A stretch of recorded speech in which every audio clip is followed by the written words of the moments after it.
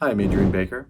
I'm the creator of SAHAJA SOMA and a psychedelic integration and preparation coach. And in this video, I want to talk about how to interpret the visions that come up in an ayahuasca journey, how to make sense of these messages that can feel very certain, how to be with the very powerful feelings that get stirred up. They fall under this big umbrella of how to make sense of an ayahuasca journey. Now, we might be able to think about each of those differently. There's a common theme I want to emphasize, which is it's not always about going into the story of all of those things.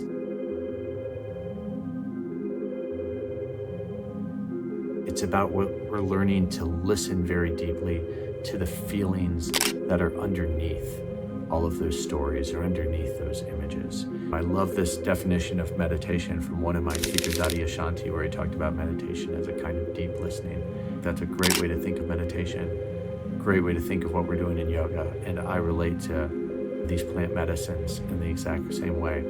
We're learning how to listen deeply. We're learning to slow down and refine our attention in a much more subtle way to really pay attention to what we're feeling in the body.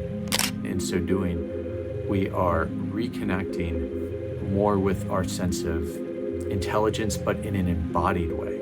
We're connecting, we're grounding the body, we're opening the heart and cultivating a clear mind, to borrow the phrase of one of my teachers, Rinpoche. The advantage of ayahuasca or SOMA is that they just make it much more difficult to ignore those signals.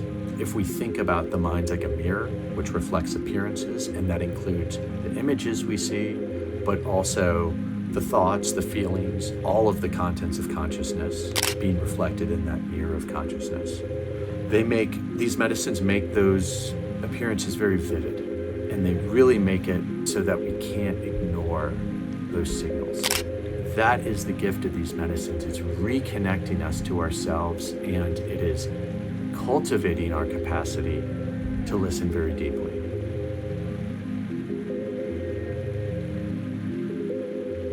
There's a time and a place to go into the story in order to release the trauma. I want to acknowledge that, but that's not the only way to work with them. And in fact, sometimes going into thinking, stories, concepts can be a way of avoiding being with our feelings.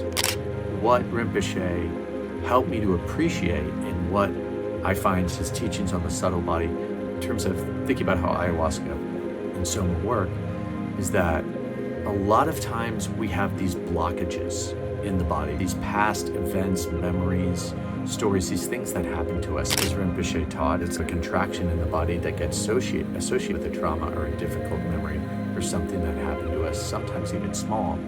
And being with the story that's associated or gets triggered by that doesn't solve it, and it can even be a distraction. So it's about actually dropping the thinking and being with the feeling underneath it, getting curious.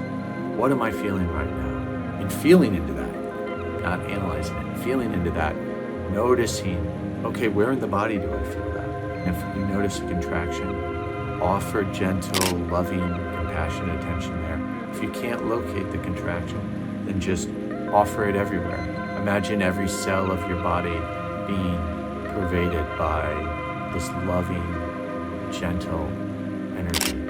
And there's a practice that I'll include here in the link below called dropping, where we drop the thinking mind and we just be with the feeling underneath it. So we're not indulging the thinking, we're not suppressing it, but we're just being with it.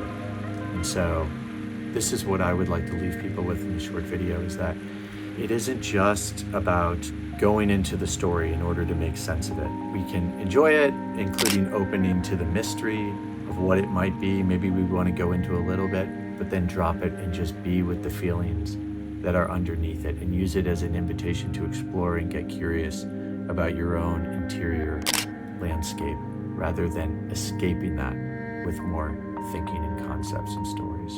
So curious, leave a comment in the section below and let me know your thoughts to that, how you make sense of your journeys and sort of your challenges that come up in terms of being with your feelings and emotions and other aspects of your ayahuasca and SOMA journeys. Thank you.